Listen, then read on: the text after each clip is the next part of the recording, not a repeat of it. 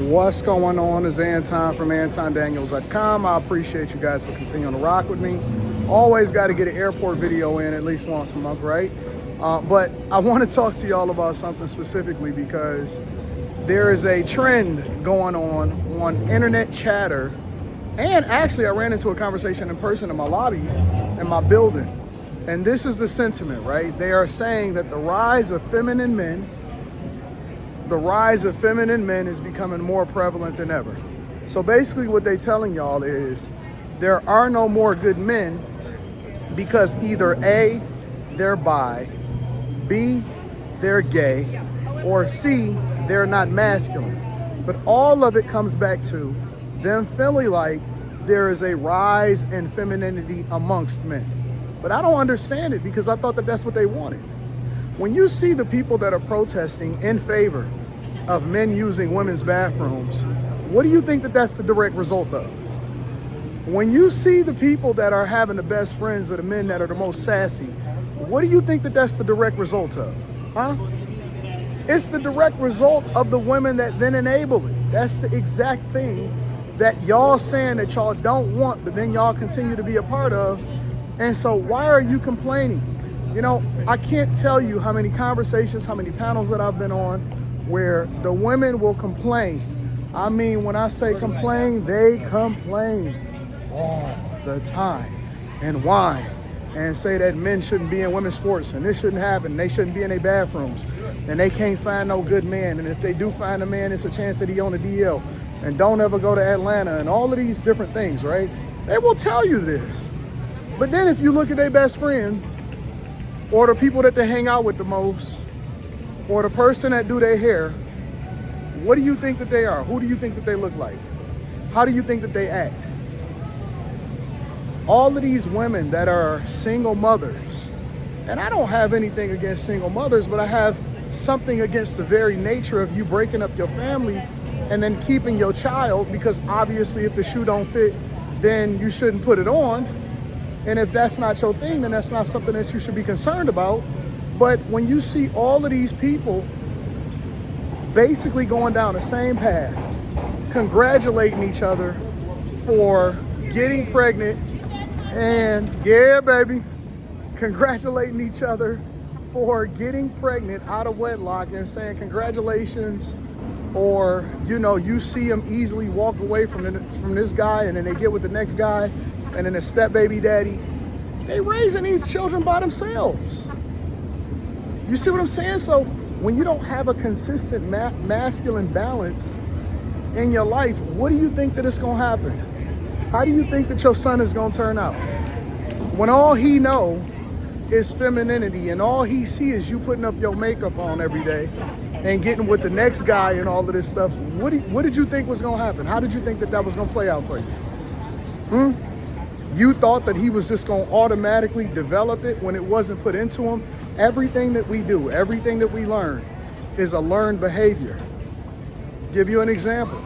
I often say that children are the closest thing to purity when it comes to, you know, who we are, because they don't know all of the stuff that we about to put in them. They don't know the trauma. They don't know the issues and the problems and all of that stuff, right? They're not familiar with none of that stuff. So then when they grow up and they get to experience what somebody else's parents put into them, the daycares and the interactions in school, because they interacting with kids that then have other trauma and all of this stuff, right? And they have to adjust and then they taint it as a result of it. And now, thank God for Trump being in office because he's gotten rid of it, but it was a whole generation of kids that was raised to think that the alphabet community is normal. I was raised to actually believe that it was abnormal. And we probably should put men in men's places and women in women's places, and boys played basketball and girls did hair. And, you know, boys went outside and they got dirty and they hurt themselves and they rode their bikes.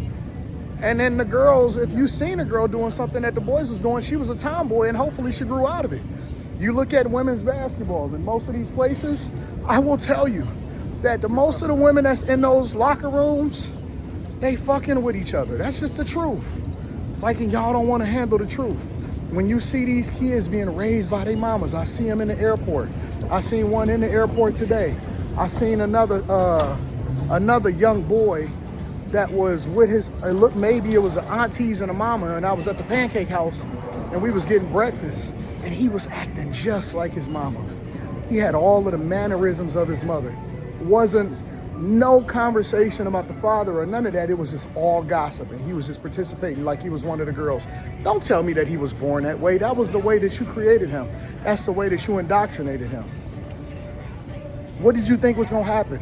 If you raising a generation of kids to be a certain way, how do you think that it's gonna play out? How do you think it's gonna play out? You think that they're gonna be normal? You think that they just gonna somehow wake up and then understand exactly what masculinity is when they don't have any examples of it, and then you want to give them to us, get some kind of community group once it's too late?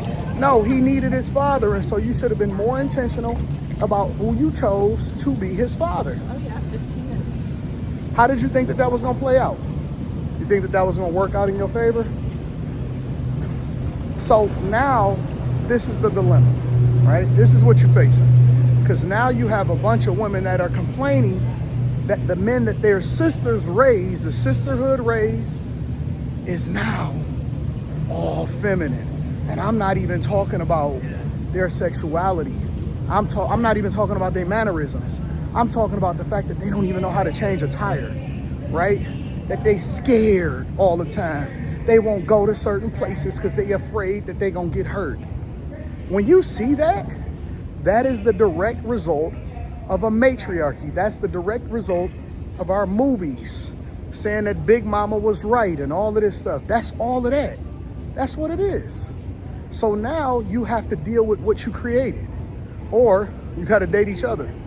And most of y'all don't even like each other anyway, and y'all don't like men, so y'all want to be by yourselves. And then y'all created this silo where you don't want to come outside, and it's exacerbated by the fact that y'all was working from home. And so you don't have no social skills, and your kids is crazy, and they should have been held back. Listen, don't get me to going off, because I'm just going to tell you the truth. All I'm saying is, I think it's a generation of people. And if you want to see how strong a society is, all you got to do is look at the men. You focused on educating women, you didn't focus on men. You focused on pushing men out of the schools, and you focused on getting the women into all of these things, black girls at code. What did you think was gonna happen?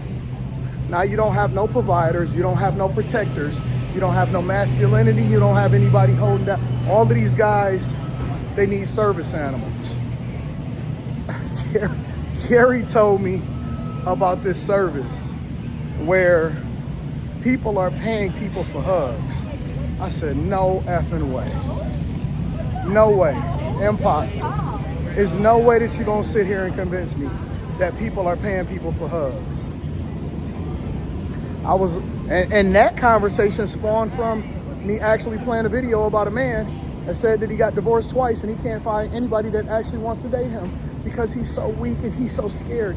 And then when we first started to have the conversation, and I said, well, actually Molly said it. Molly said, yo, you need to man up. And Slimmy said, yeah, bro, you gotta get the balls up under you. You know what the audience was saying? You know what the chat was saying? No, make sure that we make him feel better about himself. And we gentle parenting, and we won't let nobody hurt themselves and then get back up and none of that stuff. It's sad, it's broken, and it's sad, and it's going to get worse before it gets better. So if you wind up getting a guy, is that moving by itself?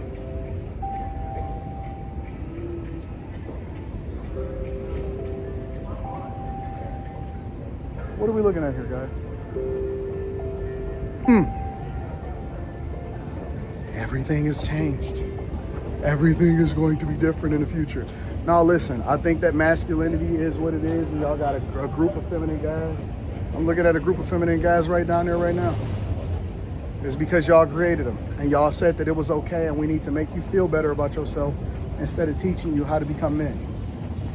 I love you. I appreciate you. Let me know what y'all think inside of the comments. I'm gonna holler at y'all later. Peace.